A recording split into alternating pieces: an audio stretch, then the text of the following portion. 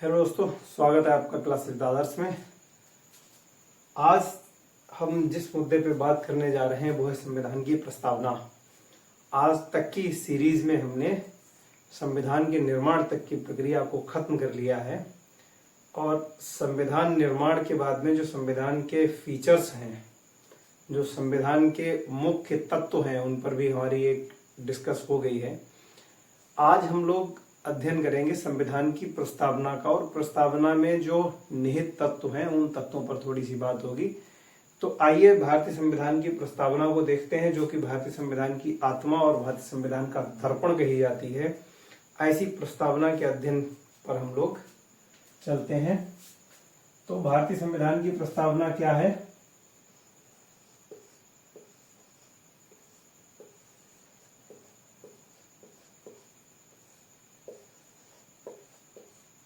हम भारत के लोग भारत को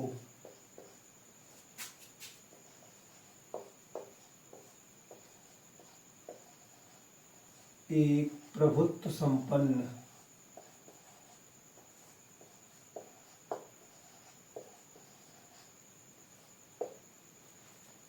संपन्न समाजवादी पंथ निरपेक्ष लोकतांत्रिक गणराज्य बनाने के लिए तथा इसके समस्त नागरिकों में सामाजिक, आर्थिक, राजनीतिक न्याय, विचार, व्यक्ति, विश्वास, धर्म और उपासना की स्वतंत्रता, प्रतिष्ठा और अवसर की समता तथा उन सब में राष्ट्र की एकता तथा अखंडता को सुनिश्चित करने वाली बंधुता को बढ़ाने के लिए दृढ़ संकल्पित होकर इस संविधान सभा में आज 26 नवंबर 1949 मिति मार्गशीर्ष शुक्ल सप्तमी संवत 2006 विक्रमी को इस संविधान को अंगीकृत, अधिनियमित और आत्मार्पित करते हैं। आइए से लिखते हैं।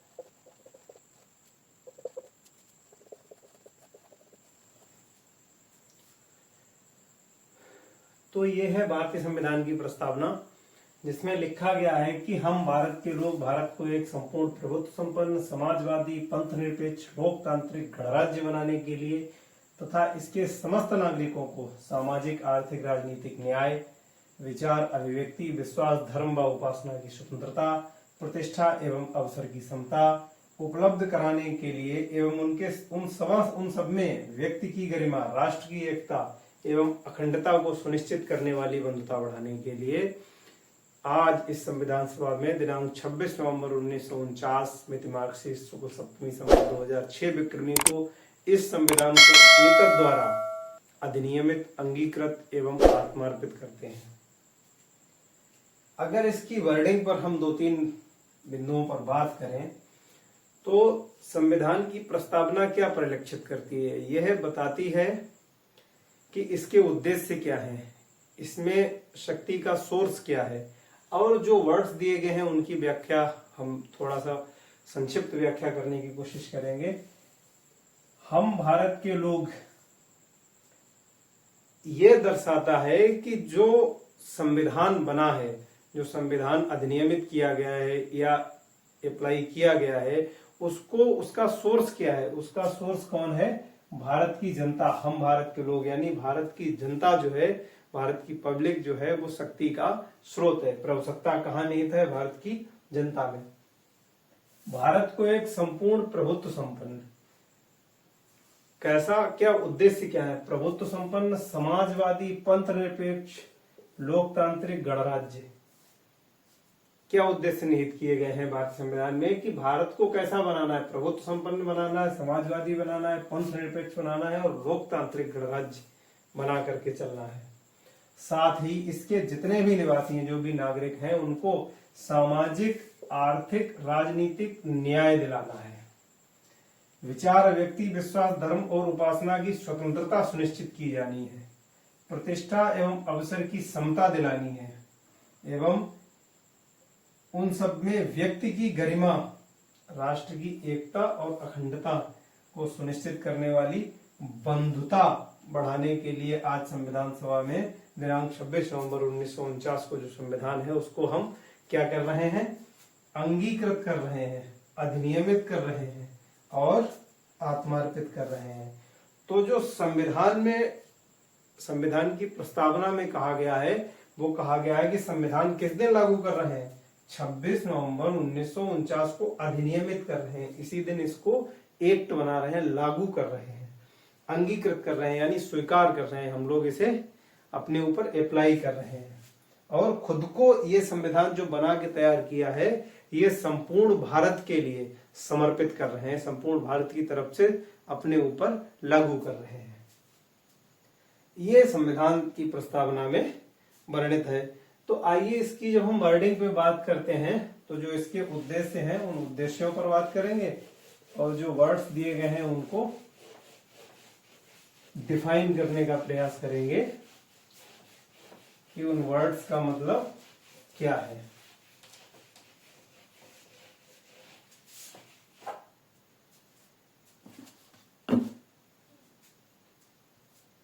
जो संविधान का स्रोत है, क्या लिखा है? संविधान में शक्ति स्रोत, जो संविधान की शक्ति का स्रोत है या प्रभुसत्ता का स्रोत है, वो क्या है? भारतीय संविधान की प्रभुसत्ता का स्रोत क्या है? पहली ही लाइन में लिखा हुआ है कि हम भारत के लोग इस संविधान को अंगीकृत, अधिनियमित और आत्मार्पित करते हैं। अगर हम बीच के सेंस को छोड़ दें तो सत्ता का जो स्रोत है वो क्या है? वो है भारत की जनता, यानी प्रभुता कहाँ निहित है? भारत की जनता में, भारत की पब्लिक में। दूसरा, इसके उद्देश्य क्या है संविधान के? संविधान के अगर हम उद्देश्यों पर बात करें तो कौन कौन से उद्देश्य हैं?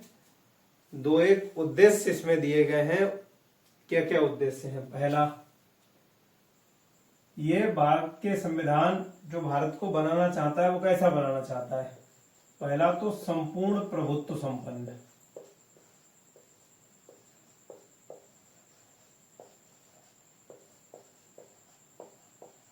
कैसा बनाना चाहता है?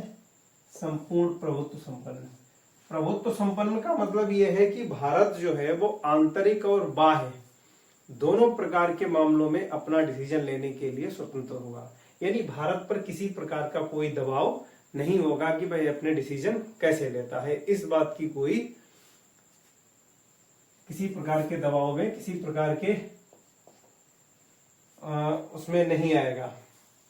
तो एक प्रश्न ये उठता है कि भारत बहुत दिनों तक राष्ट्रमंडल का सदस्य रहा, लेकिन राष्ट्रमंडल का सदस्य भी जब वह रहा तो स्वेच्छा से रहा,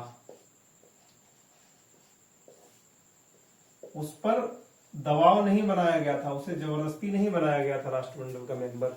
वह स्वेच्छा से रहा और जब तक उसकी इच्छा रही वह राष्ट्रमंडल का मेंबर रहा, और जिस दिन उसकी इच्छा हुई उसने राष्ट्रमंडल की मेंबरशिप छोड़ दी।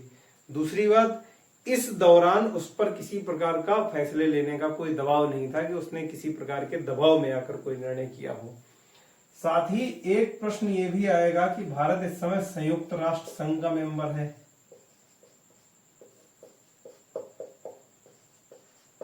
संयुक्त राष्ट्र संघ या अन्य बहुत सारे संगठन बनते हैं, उनकी मेंबरशिप ली जाती है, उनमें सदस्यता के तौर पर प्रतिभाग किया जाता है। संयुक्त राष्ट्र संघ का मेंबर होने के बाद में भी भारत अपने आंतरिक और बाह्य मामलों में स्वतंत्र है। वह अपने राष्ट्र में कौन से नियम लागू करता है, अपने देश की किसी भूमि को किसी दूसरे देश को दे सकता है, बेरुवाड़ी मामले में आपने देखा था। साथ ही किसी दूसरे राष्ट्र की ऐसी जमीन जो हिंदुस्तान या भारत जो है अपने अधिकार क्षेत्र में लेना चाहे वाजिब रूप से, तो उसे ले सकता है। वो इस मामले में पूर्णतः स्वतंत्र है, किसी के दबाव में नहीं है। तो पहला तो इसकी जो प्रभुता है वो बनाए रखने की बात करती है भारत की प्रस्तावना। दूसरा एक वर्ड है समाजवादी।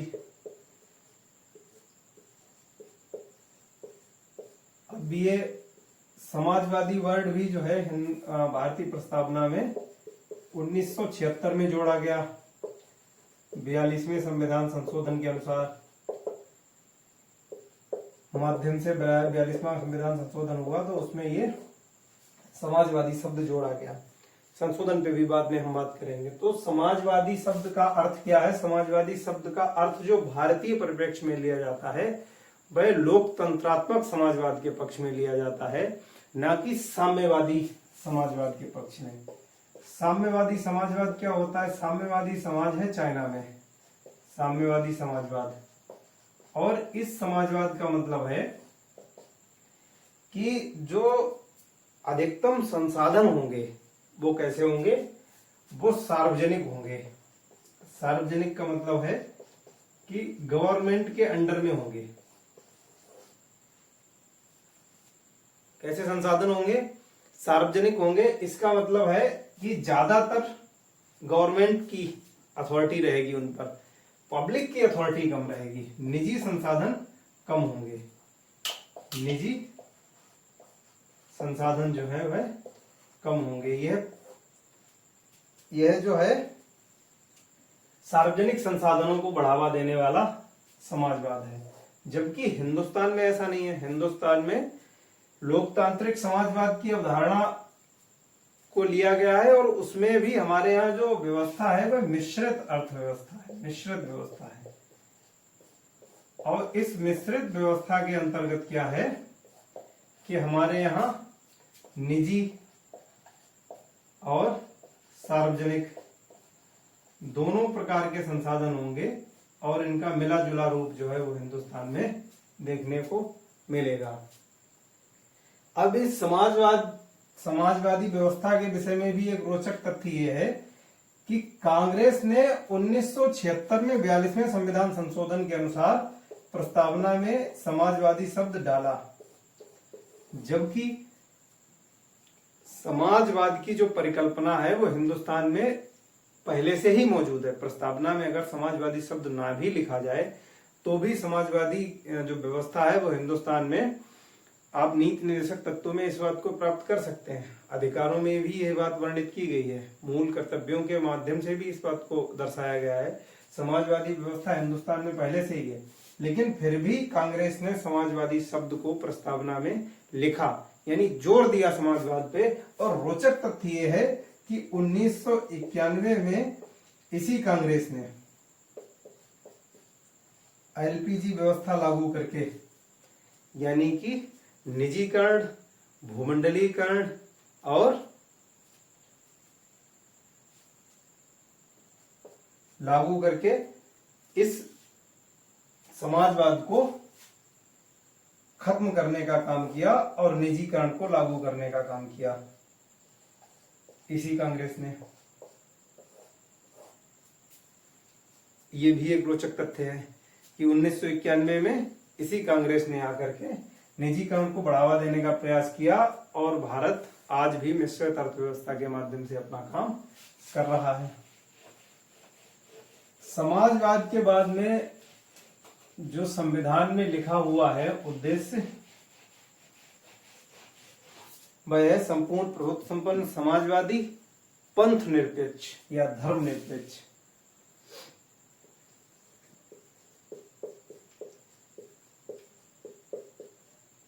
अब इस धर्म निरपेक्ष पंथ निरपेक्षता का जो मतलब है वह वेस्टर्न कल्चर में जो लिया जाता है, वेस्टर्न कल्चर में इसका मतलब लिया जाता है वह काफी संकुचित मतलब लिया जाता है, और उसका अर्थ होता है कि जो राज व्यवस्था यानी शासन होगा, शासन और धर्म ये एक दूसरे के आड़े नहीं आएंगे, यानी शासन वर्सेस धर्म ये एक दूसरे से अलग अलग रहेंगे। सत्ता में धर्म को एंट्री नहीं मिलेगी। वहां के परिप्रेक्ष्य में अगर आप माने तो चर्च और जो संसद होगी वो अलग अलग रहेंगे, एक दूसरे में इन्वॉल्व नहीं होंगे। फ्रांस में इसी व्यवस्था के चलते बहुत बड़ी क्रांति हुई थी। तो चर्च और संसद ये एक दूसरे से अलग रहेंगे और एक दूसरे के कार्यों में हस्तक्षेप नहीं करेंगे। जबकि भारतीय संदर्भ में जो इसका मतलब है, भारतीय संदर्भ में क्या है कि भारतीय समाज जो है, भारतीय समाज विविधतापूर्ण समाज है, और इतने विविधतापूर्ण समाज में बहुत ज्यादा डाइवर्सिटी है हिंदुस्तान में। इतने विविधतापूर्ण समाज में जहां पे वर्ग, जातियां, पंथ तमाम हिस्सों में हिंदुस्तान का समाज बटा हुआ है। एक रोचक बात यह है हिंदुस्तान के समाज के बारे में कि पूरे विश्व में जहां कहीं भी समाज का डिवाइडेशन है वह वर्गों में बटा हुआ है। धर्म के आधार पर डिवाइडेशन है और वर्ग के आधार पे है। पूरे विश्व में, पूरे विश्व में जहां कहीं भी डिवाइडेशन है वो किस आधार पे है? धर्म पे है और वर्ग आधारित डिवाइडेशन है। लेकिन केवल भारतीय समाज एकमात्र ऐसा है जहां धर्म का भी डिवाइडेशन है, वर्ग का भी डिवाइडेशन है और साथ में ही जाति आधारित डिवाइडेशन भी है। पूरे विश्व में हिंदुस्तान एकमात्र ऐसा देश है जहां जाति आधारित व्यवस्था भी पाई जाती है। तो जहां इतनी ज्यादा व्यवस्था है वहां पे धर्मनिरपेक्षता को अप्लाई करना बहुत ज्यादा जरूरी हो जाता है। और इसको भी अप्लाई करते वक्त जो भारतीय संविधान निर्माता थे उन्होंने क्या कहा कि भारत जो है, भारतीय संविधान जो है वह धर्म के प्रति तटस्थ रहेगा, न्यूट्रल रहेगा। यह किसी प्रकार के धार्मिक कार्यों में इन्वॉल्व नहीं होगा, किसी भी धर्म को बढ़ावा नहीं देगा, किसी भी धर्म को बढ़ावा नहीं देगा, सभी धर्मों का समान आदर करेगा, सभी धर्मों को समान सम्मान देगा, आदर करेगा, समान सम्मान और आदर के हकदार होंगे। ये व्यवस्था की गई भारतीय संविधान में धर्मनिरपेक्षता की। इसके साथ ही व्यवस्था की गई है कि धर्मनिरपेक्ष लोकतांत्रिक गणराज्य, क्या बताया गया है कि लोकतंत्र की व्यवस्था, भारत में शासन प्रणाली कैसी रहेगी? लोकतंत्रात्मक शासन प्रणाली रहेगी। लोकतंत्र की व्यवस्था की गई है भारत में। लोकतंत्र, इसको अब्राहम लिंकन जी ने बड़ा सुटेबल शब्दों में व्याख्या दी है कि जनता का जनता के लिए और जनता द्वारा किया जाने वाला शासन। लोकतंत्र की परिभाषा को अगर हम संक्षिप्त शब्दों में लिखें तो जनता का जनता के लिए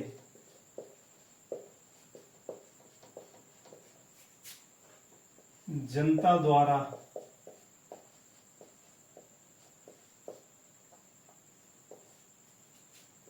चलाया जाने वाला शासन।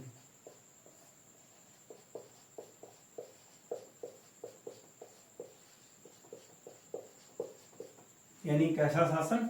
लोकतंत्र कहलाएगा जो जनता द्वारा बनाया गया हो और जनता के लिए बनाया गया हो और जनता द्वारा ही संचालित किया जा रहा हो, वह व्यवस्था क्या कहलाती है? लोकतंत्र, जिसमें मुख्यतः पब्लिक की भागीदारी हो शासन चलाने में। अब पब्लिक की भागीदारी दो तरीके से हो सकती है। पहला, प्रत्यक्ष तरीके से, और दूसरा अप्रत्यक्ष तरीके से, इनडायरेक्ट रूप से। प्रत्यक्ष तरीके से कैसी भागीदारी होती है? प्रत्यक्ष तरीके से जो लोकतंत्र में जनता की भागीदारी होती है वो मुख्यतः देखने को मिलती है स्विट्जरलैंड जैसे देशों में। यहां पर इन देशों में पब्लिक सीधे इन्वॉल्व होती है शासन के डिसीजन लेने में। जो निर्णय लिए जाते हैं उनको, उन निर्णयों को लेने में जो जनता होती है, वहां के निवासी जो होते हैं, वो सीधे सीधे इन्वॉल्व होते हैं। कैसे होते हैं? 4 प्रकार उसके होते हैं कि इन तरीकों से आप सीधे इन्वॉल्व हो सकते हैं। पहला क्या हो सकता है कि आप रिकॉल कर सकते हैं, जो आप वापस बुला सकते हैं, वापस निर्णय ले सकते हैं। कोई अगर आपने गलत डिसीजन ले लिया है तो उसको वापस ले सकते हैं।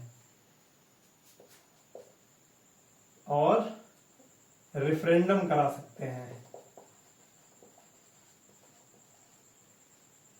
साथ ही प्लेबिसाइड करा सकते हैं, यानी कि जनमत संग्रह। रिकॉल करवा सकते हैं, रेफरेंडम करवा सकते हैं, प्लेबिसाइड करवा सकते हैं, इनिशिएट, किसी मामले पर पहल कर सकते हैं। तो ये 4 प्रकार की व्यवस्थाएं होती हैं डायरेक्ट डेमोक्रेसी में, प्रत्यक्ष लोकतंत्र में। इन माध्यमों से आप सीधे सीधे अपना जो है भागीदारी सुनिश्चित कर सकते हैं। अप्रत्यक्ष लोकतंत्र क्या होता है? अप्रत्यक्ष लोकतंत्र में मुख्यतः इसे प्रतिनिधि मूलक लोकतंत्र कहा जाता है। यानी इस लोकतंत्र में आप अपने प्रतिनिधियों का चयन करते हैं और वो प्रतिनिधि आपके लिए, आपके बिहाफ पे फैसले लेते हैं, जैसा कि भारत और ब्रिटेन, अमेरिका जैसे देशों में पाया जाता है।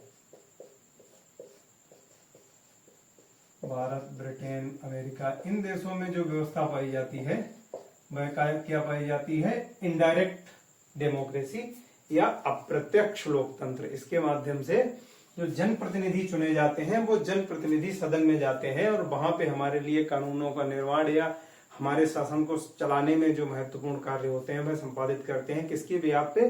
पब्लिक के बिहाफ पे, क्योंकि पब्लिक ही उनको चुन के भेजती है। तो 2 प्रकार होते हैं लोकतंत्र को चलाने के। इसके साथ ही क्या व्यवस्था की गई है? गणराज्य की व्यवस्था की गई है। हालांकि लोकतंत्र या ये जो भी टॉपिक हैं ये इतने बड़े हैं कि इन पे बहुत समय तक बोला जा सकता है, लेकिन चूंकि मैं यहाँ पे एक संक्षिप्त व्याख्या की बात कर रहा हूं, तो क्या है गणराज्य? भारत कैसा राज्य होगा? गणराज्य होगा। गणराज्य की व्यवस्था हिंदुस्तान में बहुत काफी पुरानी है। प्राचीन इतिहास में शाक्य मुनि का जिक्र आता है, गौतम बुद्ध का जब जिक्र आता है तो वहां पे लिच्छवी गणराज्य का जिक्र आता है। गणराज्य की व्यवस्था की जड़ें जो हिंदुस्तान में है वो काफी पुरानी जमी हुई है। साथ ही गणराज्य में क्या क्या व्यवस्थाएं होती है? गणराज्य उस स्थिति में हम उस राज्य को गणराज्य कहेंगे जहां का प्रधान या शासन प्रधान, शासक, जो प्रधान शासक हो वह नियुक्त होता हो।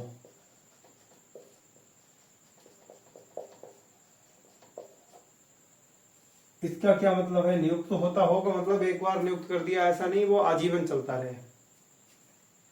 यह व्यवस्था पैतृक ना हो।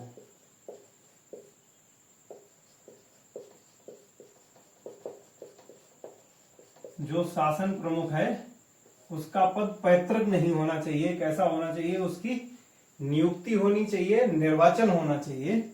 एक समयावधि सुनिश्चित कर दी जाए और उस समयावधि के बाद उस शासन प्रमुख का निर्वाचन किया जाए। पहली तो ये व्यवस्था है। जैसा हिंदुस्तान में देखने को मिलता है कि हमारे यहाँ जो राष्ट्रपति होता है, हमारे यहाँ जो सारे कार्य किए जाते हैं वो किसके नाम से किए जाते हैं? राष्ट्रपति के नाम से किए जाते हैं। और राष्ट्रपति का प्रति 5 वर्ष के बाद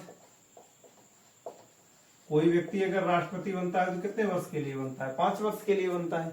भले ही वो 5 वर्ष के बाद में दोबारा चुनाव लड़के दोबारा राष्ट्रपति बन सकता है, कोई दो राय नहीं है, लेकिन 5 वर्ष के बाद उसे अपनी योग्यता सिद्ध करने के लिए, अपना वजूद सिद्ध करने के लिए दोबारा जनता के समक्ष आना पड़ेगा।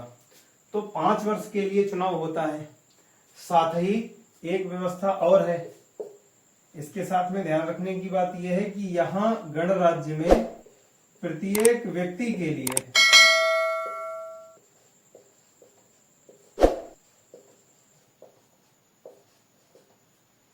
ऐसे पद जो हैं वो खुले होने चाहिए। ऐसा नहीं है कि कोई व्यक्ति राष्ट्रपति या ऐसे जो शासक हैं उनका चुनाव न लड़ सकता हो, एमपी है, एमएलए है, इनका चुनाव न लड़ सकता हो। लड़ सकता हो, ये अथॉरिटी मिलनी चाहिए उसे। गणराज्य में ये भी व्यवस्था होनी चाहिए। हालांकि उसके लिए जो युक्त व्यवस्थाएं हैं, जो उनकी शर्तें रखी गई हैं कि आपको इतनी उम्र होनी चाहिए, ये योग्यताएं होनी चाहिए, तो उनको पूरा करने के बाद में ऐसा नहीं कि व्यक्ति शासन प्रमुख का चुनाव न लड़ सकता हो। प्रत्येक व्यक्ति के लिए ये ओपन होना चाहिए कि वह शासन प्रमुख का चुनाव लड़ सके। तो ये व्यवस्था गणराज्य की व्यवस्था हुई। अब हमारे संविधान में जो व्यवस्था की गई है वह किया गया है न्याय। कैसा न्याय? 3 प्रकार के न्याय की बात की गई है। पहला तो सामाजिक। कितने प्रकार का न्याय दिया गया है? 3 प्रकार का। सामाजिक न्याय। सामाजिक न्याय कैसे सुनिश्चित किया जाएगा? अगर डॉक्टर अंबेडकर ने संविधान सभा में डिबेट के दौरान ये बात कही थी कि अगर समाज में समता का भाव नहीं है, समाज में जो बंधुता का भाव नहीं है, तो हम समाज के साथ न्याय नहीं कर पाएंगे। तो सामाजिक न्याय सुनिश्चित करने के लिए हमारे संविधान में आर्टिकल 14 जो समानता की बात करता है, 14 से लेकर 18 तक, अनुच्छेद 14 से लेकर 18 तक जो समानता का अधिकार दिया गया है, उसके तहत भी सामाजिक समता की ही बात कही गई है प्रत्येक अनुच्छेद में। चाहे आप 14 ले लें, क्या है? विधि के समक्ष समता और विधियों का समान संरक्षण, यानी प्रत्येक व्यक्ति को विधि के समक्ष समान समझा जाएगा। विधि के समक्ष समता बराबर माना जाएगा और विधियों का समान संरक्षण। प्रत्येक व्यक्ति को समान संरक्षण प्रदान किया जाएगा कानून का। अनुच्छेद 15 क्या कहता है?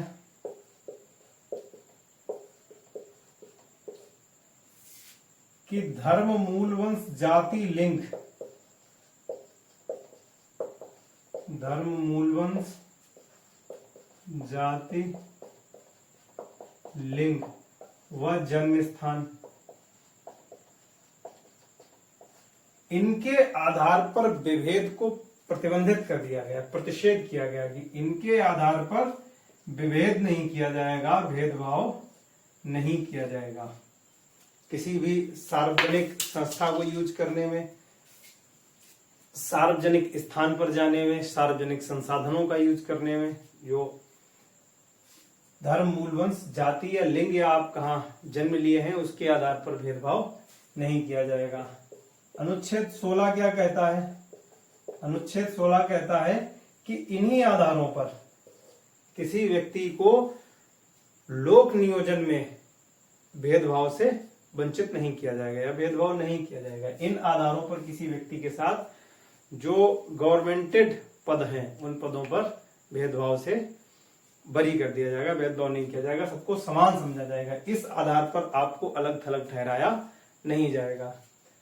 अनुच्छेद 17 क्या कहता है? अनुच्छेद 17 ये कहता है कि आपको आपकी अस्पृश्यता, जो अनटचेबिलिटी है, अस्पृश्यता का अंत कर दिया जाता है। सीधे सीधे 2 शब्दों में लिखा है कि अनटचेबिलिटी डिमोलाइज्ड, अस्पृश्यता किसी भी रूप में स्वीकार्य नहीं होगी।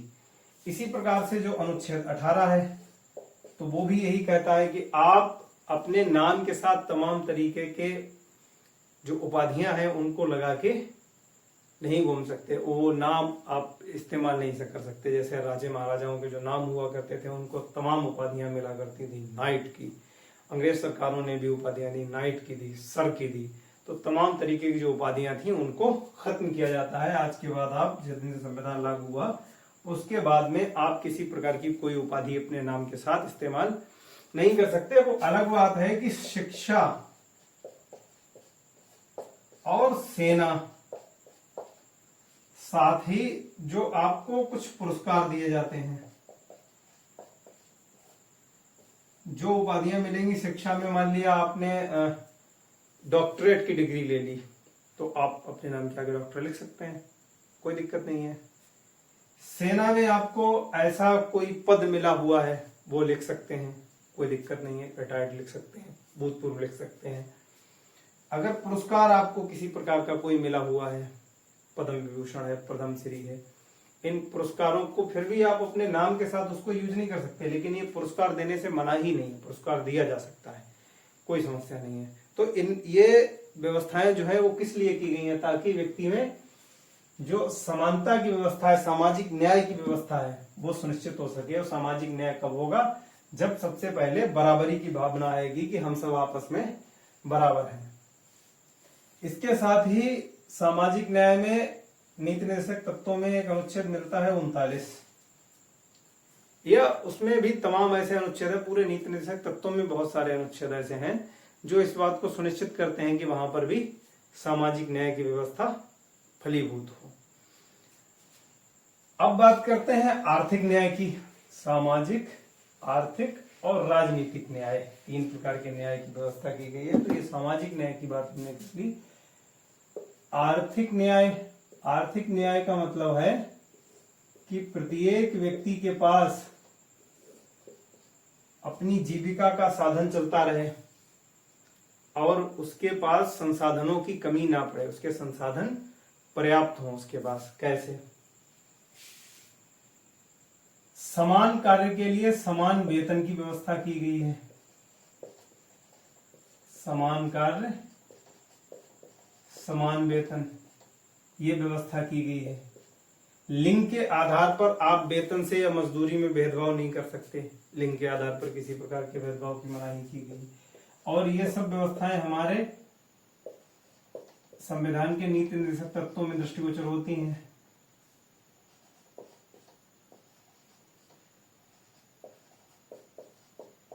भेदभाव नहीं कर सकते आप।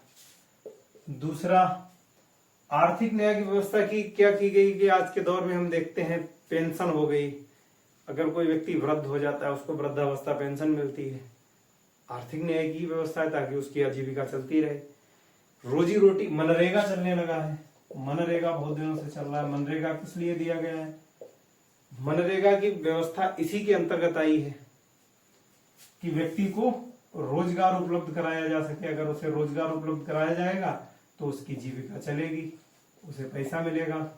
तो मनरेगा की व्यवस्था लाई है सरकार। पेंशन की व्यवस्था करती है, किस लिए करती है? आर्थिक न्याय को सुनिश्चित करने के लिए करती है। महिलाओं के एसएचजी बनवाती है, सेल्फ हेल्प ग्रुप बनवाती है, किस लिए बनवाती है? इसीलिए बनवाती है ताकि उनमें आर्थिक न्याय फलीभूत हो सके, समाज में किसी प्रकार से जो गैप है एक इनकम का, वो गैप कम हो सके। इसके साथ ही राजनीतिक न्याय, राजनीतिक न्याय पे बात करते हैं। राजनीतिक न्याय कैसे सुनिश्चित करना है? राजनीतिक न्याय का मतलब किसी भी व्यक्ति को राजनीतिक पदों पर चुनाव लड़ने का अधिकार हो, जो कि है, चुनाव लड़ने का अधिकार हो।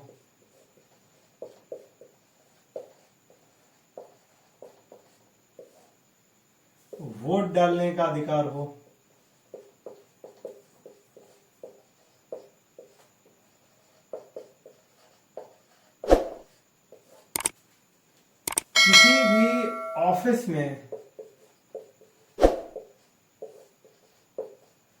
जाने और अपनी समस्या रखने का अधिकार हो।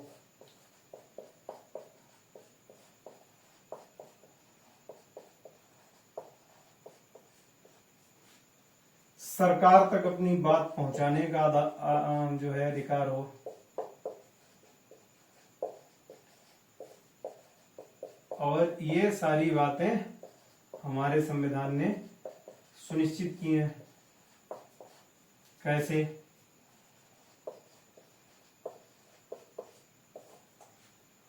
चुनाव लड़ने का अधिकार दिया है कि आप किसी पद पर भी चुनाव लड़ सकते हैं। वोट डालने का अधिकार अनुच्छेद 325 जो है वह ये सुनिश्चित करता है कि कोई भी व्यक्ति जो 18 वर्ष की आयु पूरी कर चुका हो, 18 वर्ष की आयु पूरी करने वाला व्यक्ति मतदाता सूची में अपना नाम शामिल करा सकता है, बशर्ते कि वह पागल, दिवालिया या ऐसे कोई प्रतिबंध के तहत न आता हो तो वह अपना नाम शामिल करवा सकता है। आर्टिकल 326 के तहत वह लोकसभा और विधानसभा के लिए जो भी चुनाव होते हैं उन नामावलियों में नाम सम्मिलित करा सकता है, अपना वोट दे सकता है, वोट कर सकता है सरकार बनाने में। किसी भी समस्या को सरकार तक बताने के लिए तमाम प्रकार के साधन दिए गए हैं। व्यक्ति अपनी शिकायत लेके जा सकता है, ना सुने जाने पर अन्य मामलों को अपना सकता है, मीडिया में अपनी बात रख सकता है। सरकार तक अपनी बात पहुंचाने के लिए वह क्या करता है, सोशल मीडिया का साथ आजकल ट्रेंड चल रहा है, सोशल मीडिया का जो है कि सहारा ले सकता है। डायरेक्ट जाके अधिकारियों से अपनी बात रख सकता है या किसी जनप्रतिनिधि के माध्यम से वो मामला सदन तक पहुंचा सकता है। और वहां पर जहां हमारे शासन को चलाने का सबसे बड़े जो हमारे नेता होते हैं, जिनको हम चुन के भेजते हैं, वो बैठते हैं, वहां तक हमारी बात को पहुंचा सकता है। तो इस प्रकार से राजनीतिक न्याय को सुनिश्चित करने वाली व्यवस्था हमारे यहाँ बनाई गई है। तो ये बात हो गई न्याय पे। सामाजिक, आर्थिक, राजनीतिक न्याय के बाद हम बात करते हैं विचार, अभिव्यक्ति, विश्वास, धर्म और उपासना की स्वतंत्रता। स्वतंत्रता कितने प्रकार की दी गई है? विचार और अभिव्यक्ति की स्वतंत्रता, और विचार और अभिव्यक्ति की स्वतंत्रता के लिए आप जानते हैं, हम आगे पढ़ेंगे, अनुच्छेद 19 आर्टिकल 19 में यह व्यवस्था की गई है कि आप अपने विचारों को व्यक्त कर सकते हैं, कोई मना ही नहीं है, बशर्ते कि वो ऐसे विचार ना हों जो भारत की एकता या अखंडता को सुनिश्चित मतलब खंडित करने वाले विचार हों।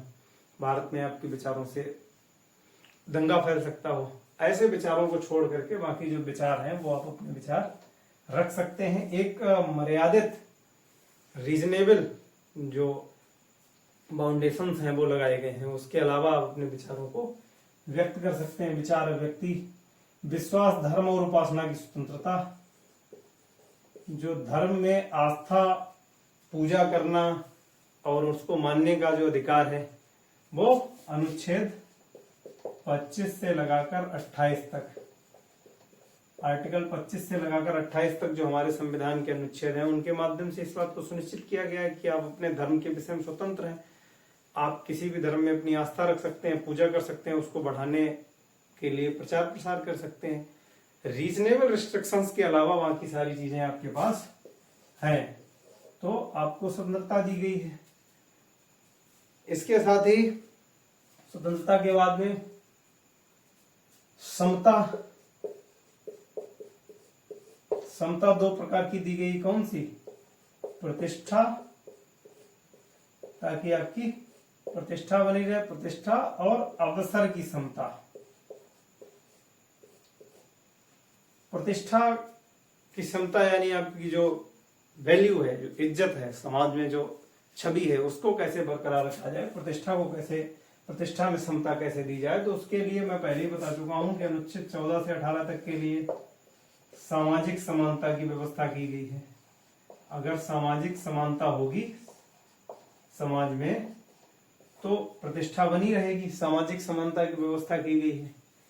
किसी प्रकार से आपकी समाज में जो छवि है उसको ठेस न पहुंचे। उसके साथ ही अवसर की समानता, अवसर की समानता अनुच्छेद 16 लोक नियोजन में जो समानता है उसको सीधे सीधे लक्षित करता है कि लोक नियोजन में समानता सुनिश्चित की जाएगी और धर्म, मूल, वंश, जाति या लिंग या जन्म स्थान के आधार पर विभेद नहीं किया जाएगा, बशर्ते कि किसी पद या को लेकर ऐसे रिस्ट्रिक्शन ना लगाए गए हों। कुछ पदों के लिए रिस्ट्रिक्शंस लगाए जा सकते हैं, जैसे सेना में कोई पद हो सकता है और उसके लिए जो क्राइटेरिया हैं वो कहे गए, लिखे गए हैं, बताए गए हैं कि इस व्यक्ति की हाइट इतनी होनी चाहिए, वजन इतना होना चाहिए, यह इतने मिनट में इतनी दौड़ पूरी कर सकता हो, या इसमें इसकी जो एजुकेशनल क्वालिफिकेशन है वो इतनी होनी चाहिए। आप लोक नियोजन में समता के लिए कह सकते हैं कि कल को हम डॉक्टर बनेंगे, लेकिन डॉक्टर बनने के लिए आपके पास, आप कहेंगे हम तो डॉक्टर की प्रैक्टिस करेंगे, हमें इलाज करना है, लेकिन उसके लिए जरूरी है कि आपके पास डॉक्टर की डिग्री भी हो। उसके लिए जो गवर्नमेंट है उसने रिस्ट्रिक्शंस लगा रखे हैं कि वही व्यक्ति डॉक्टरी प्रैक्टिस कर सकता है जिसके पास डॉक्टर की डिग्री हो, अन्यथा आप पता नहीं किसका नुकसान कर देंगे। तो इस स्थिति में बहुत सारे प्रोफेशन ऐसे हैं जिनको अपनाने के लिए रिस्ट्रिक्शंस लगे हुए। आप कहेंगे साहब हम तो अफीम बेचेंगे, हमारा पैसा है, हमें यही अपनाना है, तो उसके लिए सरकार ने रिस्ट्रिक्शंस लगा रखे हैं ताकि किसी प्रकार से जनहानि ना हो। वो भी तो देखना है, वो भी संविधान का काम है, वो भी सरकार का काम है। तो उसको दृष्टिगत रखते हुए आपको प्रतिष्ठा और अवसर की समता उपलब्ध कराई जाएगी और संविधान ने बखूबी ये काम किया है। साथ ही प्रतिष्ठा और अवसर की समता के बाद में आते हैं क्या करना है कि बंधुता बढ़ाने की बात की गई है। और कैसी बंधुता बढ़ानी है? राष्ट्र की एकता और अखंडता को सुनिश्चित करने वाली।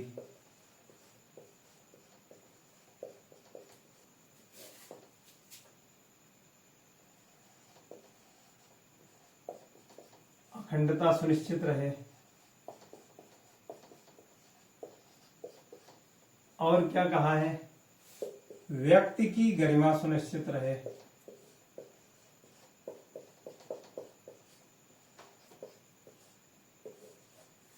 राष्ट्र की एकता और अखंडता को सुनिश्चित करने वाली बंधुता बढ़ाने के लिए भाईचारे की बात की गई है और इस बंधुता का जो पूरा जिक्र है वो 51 का अनुच्छेद है।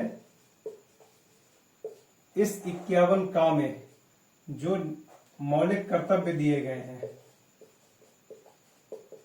इन मौलिक कर्तव्यों में बखूबी बताया गया है कि हमारी बंधुता, जो आपस में सद्भाव है, वो कैसे बना रहेगा।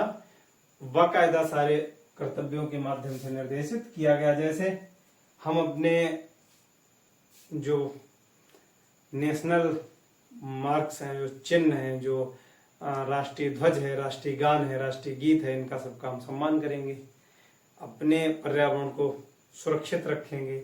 साथ ही समाज में ऐसा कोई व्यवस्था नहीं बनने देंगे जो कहीं न कहीं समाज के लिए घाटे का सौदा हो। गरिमा को सुनिश्चित रखेंगे। हर व्यक्ति की अपनी एक छवि होती है, उसको धूमिल करने का प्रयास नहीं करेंगे। अनुच्छेद 36 से लेकर 51 तक नीति निर्देशक तत्व दिए गए हैं, डीपीएसपीज दिए गए हैं, डायरेक्टिव प्रिंसिपल्स। इनमें भी ऐसे कानून बनाने के लिए निर्देशित किया गया है जो व्यक्ति की गरिमा भी बनाए रखें और राष्ट्र की एकता में भी, अखंडता में भी किसी प्रकार की बाधा ना पड़े। साथ ही अनुच्छेद 1 जो है संविधान का, अनुच्छेद 1, इस अनुच्छेद 1 में कहा गया है कि भारत जो है वह राज्यों का संघ होगा।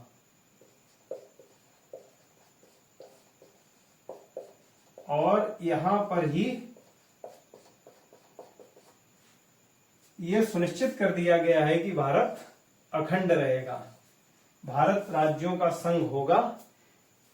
इस पद में ही ये निहित है कि किसी भी राज्य को भारत से अलग होने का अधिकार नहीं होगा। भारत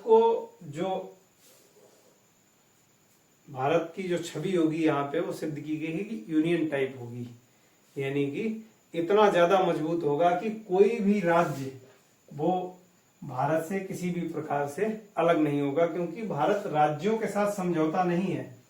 जो भारत बना है उसने समझौता करके राज्यों को अपने अंदर शामिल नहीं किया है, इसलिए कोई भी राज्य भारत से अलग होने की हिम्मत नहीं रखता है।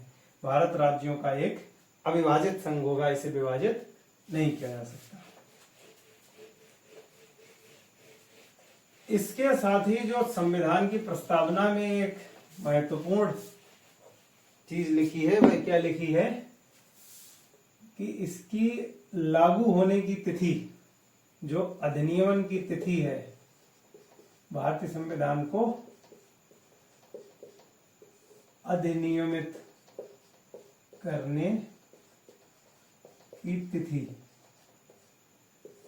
कभी अगर प्रीलिम्स में सीधे सीधे सवाल पूछ लिया जाए कि भारतीय प्रस्तावना के अनुसार भारतीय संविधान कब अधिनियमित किया गया, और अगर आप थोड़ा ठीक से ना पढ़ें, ध्यान से ना पढ़ें कि भारतीय संविधान कब अधिनियमित किया गया, तो मैक्सिमम लोग 26 जनवरी 1950 लगा के आ जाएंगे।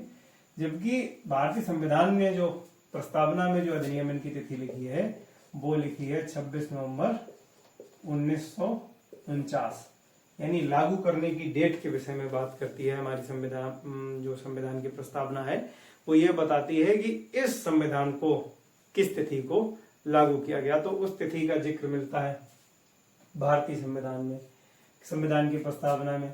साथ ही एक चीज और लिखी है कि किसने लागू किया, इस संविधान को किसने लागू किया, तो उसका भी जिक्र मिलता है भारतीय संविधान की प्रस्तावना में कि हम भारत के लोग, क्या लिखा है, पहली लाइन में लिखा है कि हम, ये संविधान लागू किसने किया, अगर ये प्रश्न आए तो हम भारत के लोग, जो भारत की जनता होगी वो क्या करेगी, अंगीकृत यानी स्वीकार करेगी, अधिनियमित यानी कि लागू कर रही है, और आत्मार्पित यानी खुद को अर्पित कर रहे हैं इस संविधान को। कौन कर रहा है, हम भारत के लोग, ये व्यवस्था की गई है। आइए संविधान की प्रस्तावना पे दो बातें और करते हैं। पहली बात तो यह है कि हमारी संविधान की प्रस्तावना में कितनी बार संशोधन हुआ, और दूसरी बात क्या संशोधन किया जा सकता है।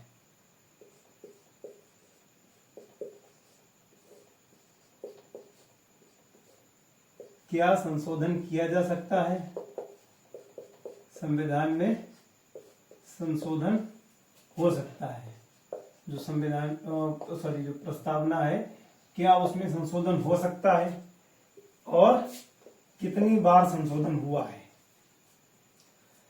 तो संविधान की प्रस्तावना में संशोधन हो सकता है या नहीं हो सकता है, इस मामले में 1973 का जो केशवानंद भारती केस है, बड़ा चर्चित मामला है।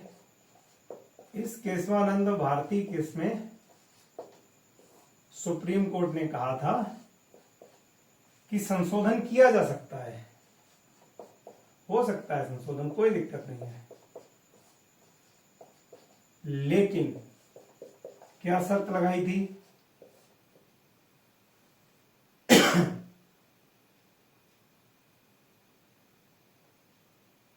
लेकिन मूल भावना जो है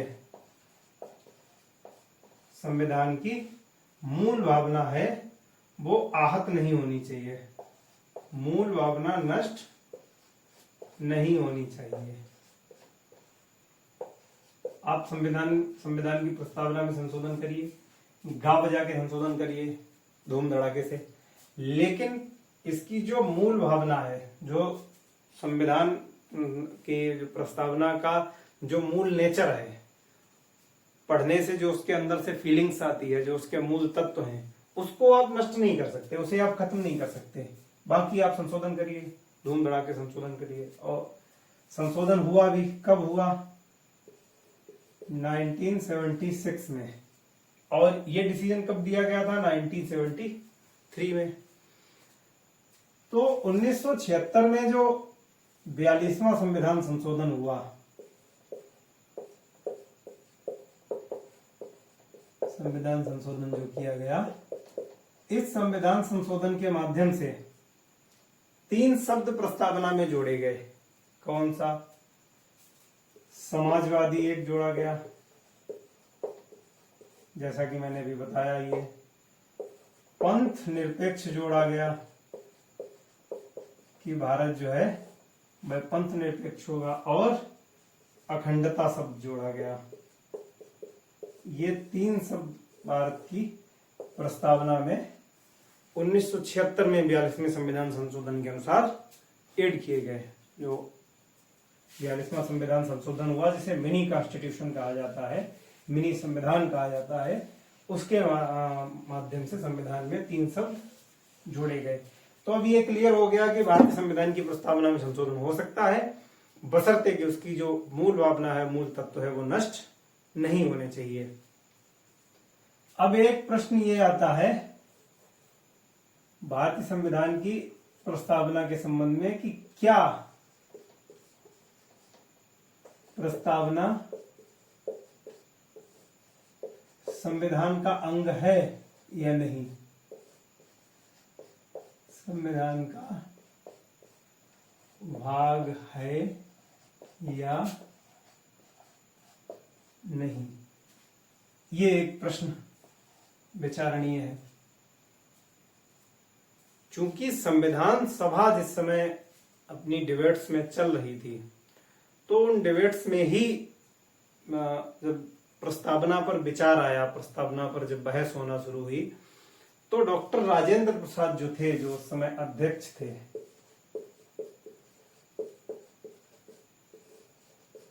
जो संविधान सभा में अध्यक्षता कर रहे थे, इन्होंने कहा था कि संविधान सभा की इस बहस में, प्रस्तावना पर बहस करने से पूर्व आप पहले ही ये क्लियर करिए कि क्या यह संविधान का भाग है। और उसी समय ये क्लियर हो गया था, संविधान सभा ने ही क्लियर किया था कि यह संविधान का भाग है, और इसका जवाब आया था हाँ, ये संविधान का भाग है। और इसको कॉन्स्टिट्यूशनल डिबेट्स जो है उसमें अध्याय 10 के अंतर्गत, जो कॉन्स्टिट्यूशनल डिबेट्स है उसमें अध्याय 10 में पृष्ठ संख्या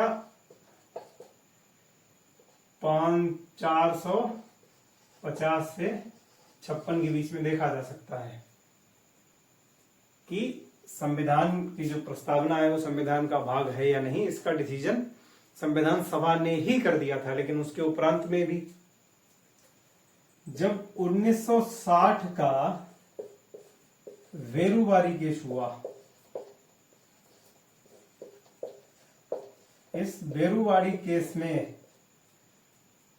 सुप्रीम कोर्ट ने प्रस्तावना को संविधान का भाग नहीं माना।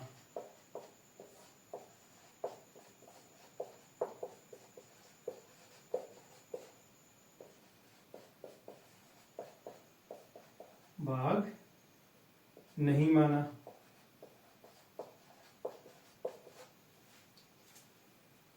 और इसके बाद में जो 1973 का केशवानंदा भारती केस आया, केशवानंदा भारती केस में सुप्रीम कोर्ट ने यह स्वीकार किया ये संविधान का अंग है, संविधान का भाग है। साथ ही इसमें संशोधन किया जा सकता है, संशोधनीय है, संविधान की जो प्रस्तावना है वो संशोधनीय, उसमें संशोधन किया जा सकता है। इसके बाद में जो एलआईसी केस आया, एलआईसी केस में भी यही माना कि संविधान का भाग है, साथ ही यह संविधान के निर्वचन में सहायक है।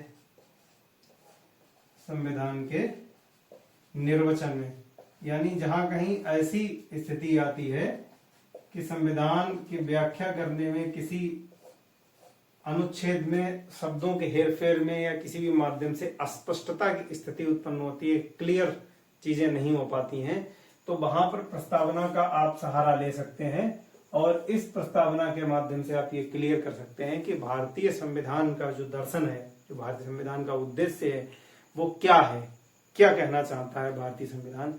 तो इसके अनुसार आप डिसीजन दे सकते हैं। तो अब तक ये क्लियर हुआ कि संविधान की जो प्रस्तावना है वह संशोधनीय है, बशर्ते कि उसका मूल स्वभाव जो है वह नष्ट नहीं होना चाहिए और यह संविधान का अभिन्न हिस्सा है, भाग है, इसको आप संविधान से अलग नहीं मान सकते। आइए संविधान की दो और विशेषताओं, प्रस्तावना की दो और विशेषताओं पर बात कर लें। क्या विशेषता है प्रस्तावना की? पहली कि यह न्याय योग्य नहीं है।